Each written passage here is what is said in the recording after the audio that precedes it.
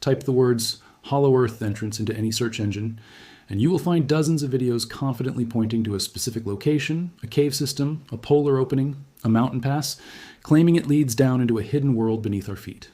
Almost all of them cite the same handful of ancient sources as proof, and near the top of that list is always a Sumerian tablet describing a realm called Kur. What almost none of these videos tell you is the actual history of how this idea was built piece by piece over more than 2 centuries, by combining a genuinely strange and serious scientific theory with deliberately misread ancient mythology and at least one outright modern fabrication. We are going to take this claim apart from the beginning and trace it back to where it actually started, because the real story, it turns out, is far more revealing than any fake entrance could ever be. The story does not begin in ancient Mesopotamia. It begins in 1692 in London with one of the most respected scientists of his era. Edmund Halley, best known today for the comet that bears his name, noticed something genuinely puzzling in the compass readings collected by ships and observatories of his time. The Earth's magnetic field did not behave the way a simple, solid, uniformly magnetized planet should. Working with the physics available to him, more than 200 years before anyone understood plate tectonics or the molten iron core that actually generates Earth's magnetic field, Halley proposed a hypothesis that, however wrong it turned out to be, was a legitimate attempt to explain real data, that the Earth might consist of several nested, hollow, spherical shells, each rotating slightly differently, which could account for the magnetic anomalies he and others had observed. This was serious, if mistaken, 17th century science, not mysticism. The theory took a sharp turn away from serious science more than a century later in 1818, when an American named John Cleves Simms Jr. revived and dramatically expanded it, proposing not merely hollow shells, but literal openings at the North and South Poles, wide enough for entire ships and expeditions to sail directly into the planet's interior, where he speculated a habitable, possibly inhabited world might exist. Simms spent years touring the United States, giving public lectures, petitioning Congress for expedition funding, and building a genuine, if small, following. He never got his expedition, and no opening was ever found at either pole by any of the numerous genuine polar expeditions that followed over the next 2 centuries. But his version of the theory left a much deeper cultural mark than Halley's more cautious original idea, because it was vivid, adventurous, and easy to retell. By the late 19th and early 20th centuries, Hollow Earth speculation had merged with a separate and much older cultural current.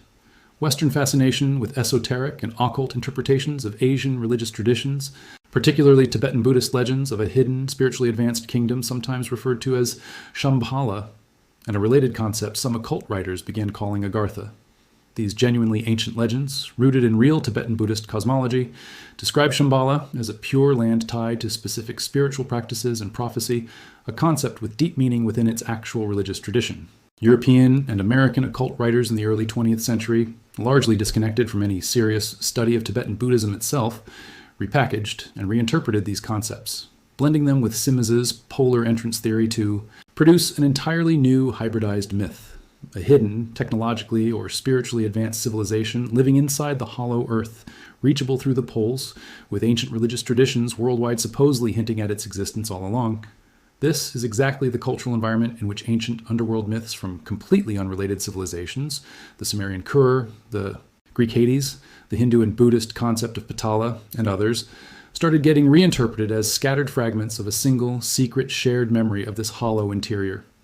It's worth being precise about what actually happened here intellectually, because it matters.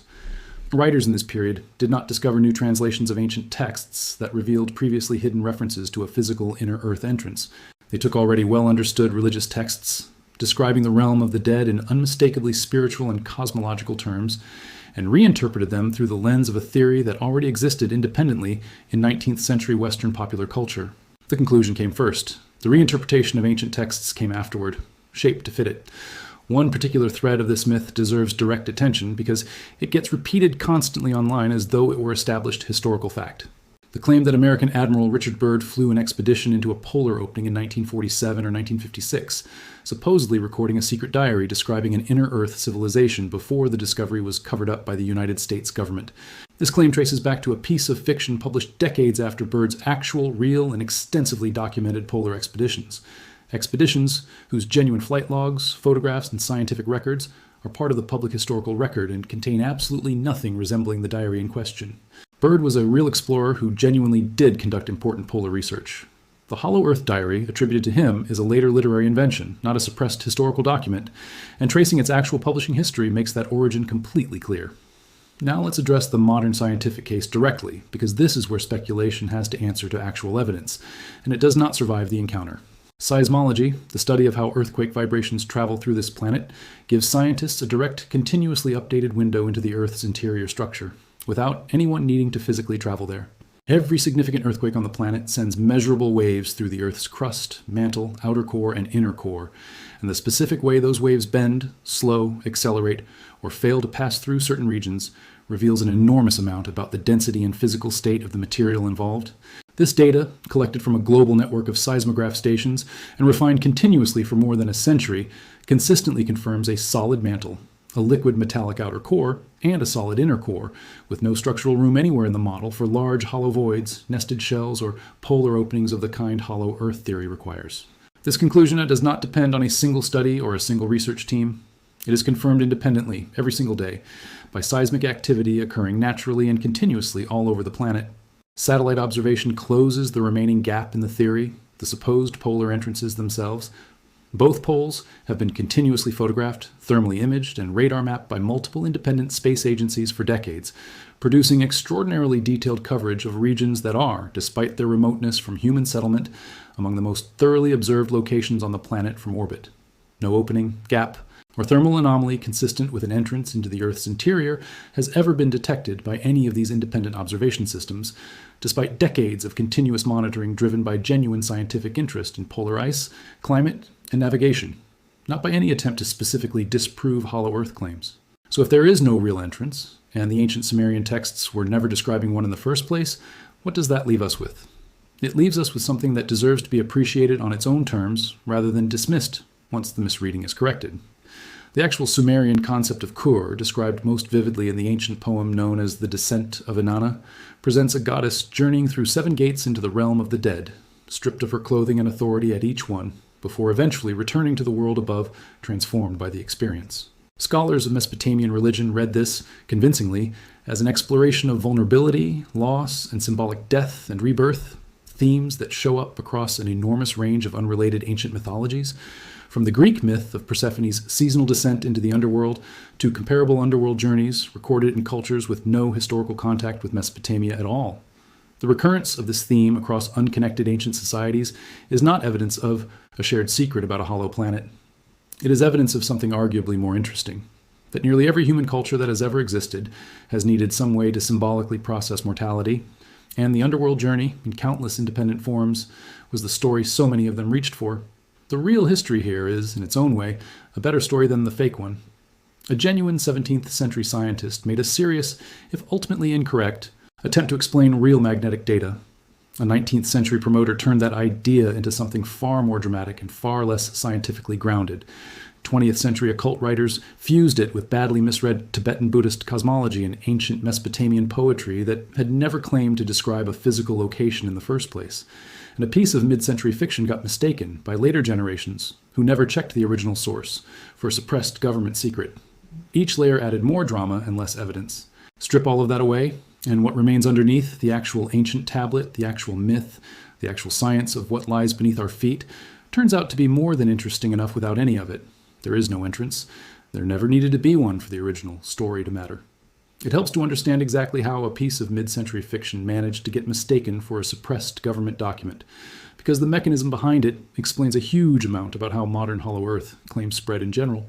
The supposed bird diary first appeared in print decades after his actual expeditions, published as part of a broader wave of paranormal and conspiracy-themed literature in the second half of the 20th century, a period that also produced numerous other now-debunked claims about secret government cover-ups, tied to genuine historical figures and events. Once a claim like this exists in print, it doesn't need to survive fact-checking to keep spreading. It only needs to be retold, summarized, and reposted enough times that each new audience encounters it as an already established fact, rather than as a single, traceable fictional source. By the time most people encounter the bird diary claim today, it usually arrives stripped of any reference to where it actually originated, presented instead as common knowledge that the original source has simply made it easy to forget was ever fictional in the first place. This pattern, an idea losing its sourcing the more times it gets repeated, explains a lot about how the modern Hollow Earth myth as a whole came together. Each layer, Halley's magnetic field hypothesis, Simez's polar opening theory, the occult fusion with Tibetan Buddhist concepts, the fictional bird diary, and the reinterpretation of ancient underworld myths originated as a distinct claim from a distinct source in a distinct historical period for distinct reasons. Over time, retellings compressed all of these separate threads into a single, seemingly unified ancient mystery, with the Sumerian tablet placed at the very beginning of the timeline to lend it the weight of genuine antiquity, even though the tablet itself predates every other piece of this theory by thousands of years, and was never connected to any of it by the people who actually wrote it. It's worth being fair to the Tibetan Buddhist tradition specifically here because it gets treated especially carelessly in most retellings of this myth. The actual concept of Shambhala within Tibetan Buddhism is a real, deeply meaningful element of an established religious tradition, tied to specific teachings, prophecies, and spiritual practices that have nothing to do with hollow planets or polar expeditions. Western occult writers in the early 20th century borrowed the name and reshaped the concept to fit an entirely different framework that the original tradition never intended, a pattern of selective borrowing and distortion that shows up repeatedly whenever one culture's genuine religious concepts get filtered through outside speculation for an unrelated purpose. Understanding Shambhala on its own terms, within its actual religious and cultural context, gives you something considerably more interesting and respectful than the flattened, hollow earth version most people encounter through secondhand conspiracy content. There's one more thread worth pulling on before wrapping this up, because it gets to the heart of why this particular myth has so much staying power compared to other debunked conspiracy theories. Most conspiracy claims rely on the idea of a single dramatic cover-up, one event, one document, one moment when the truth was supposedly hidden. The hollow earth myth is different. It draws its persuasive power from apparent convergence, the sense that completely unrelated ancient cultures, separated by thousands of years and thousands of kilometers, somehow all describe a similar hidden underworld, which feels like it must mean something. And it does mean something, just not what the theory claims. The actual explanation for why so many unrelated ancient cultures independently developed underworld myths has nothing to do with a shared secret about planetary geology, and everything to do with a shared human experience. Every single one of those cultures buried their dead in the ground, watched the sun and visible world disappear into darkness every night, and needed some way to symbolically process mortality and the unknown. Given that shared starting point, it is not surprising that independent cultures, with no contact with each other, arrived at broadly similar imagery. A realm beneath the surface, ruled by death, reached through some kind of symbolic descent. That is convergence driven by shared human experience, not convergence driven by a shared secret truth about a hollow planet. So here is where the actual evidence leaves us, once every layer of this myth has been traced back to its real origin. The Sumerian tablet is real, and it describes something genuinely fascinating. One of the oldest surviving literary explorations of death, vulnerability, and symbolic transformation in the entire historical record. The hollow earth theory layered on top of it is a separate, much later invention, built across more than 2 centuries by real scientists asking real questions about magnetism, by promoters chasing public attention and government funding, by occult writers blending unrelated religious traditions together for dramatic effect, and by at least one piece of mid-century fiction that outlived the memory of its own fictional origin. Seismology and satellite observation have independently, repeatedly, and conclusively ruled out the physical claim at the center of all of it. There is no entrance. There never was one to find. What there is, instead, is 4,000 years of continuous human storytelling about death and the unknown, which turns out to be a far more enduring discovery than any fake cave system could ever be. It's worth ending on what this investigation actually demonstrates about evaluating claims like this one in general, because the method matters more than this single example. Whenever a claim presents itself as an ancient secret recently rediscovered, it's worth asking a simple set of questions before accepting it. Does the original ancient source actually say what the modern retelling claims it says, or has something been added in translation or interpretation along the way?